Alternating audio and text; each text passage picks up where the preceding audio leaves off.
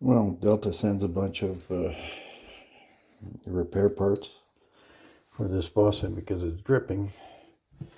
So it sends because they have many of them, huge box of these.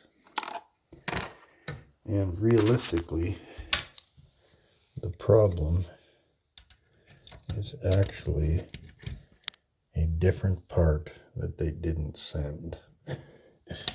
Super common part in Delta faucets, almost always, is the problem. Well, actually it gets worse. Delta has sent the wrong cartridge. Because you see, this is a seat and spring style, and this style is a ceramic disc. So they sent them all the wrong parts. Your Delta faucet is dripping, then it's a seal issue. If you're getting water outside the stem here, coming down around here, then it's a cartridge issue.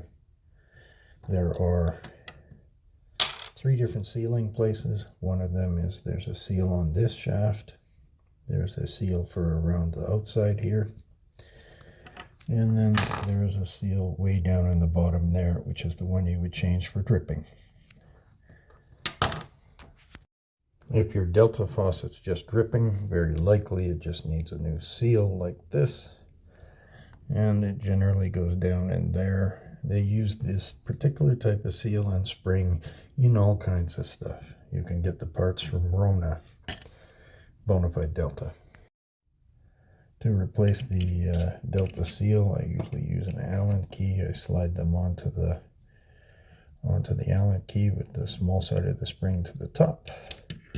And I just drop it down into the hole, let the pieces fall in place. Gently pull that out, and then push this down with my finger. Be careful with your fingernails. If you dent the top of it, you will make another drip.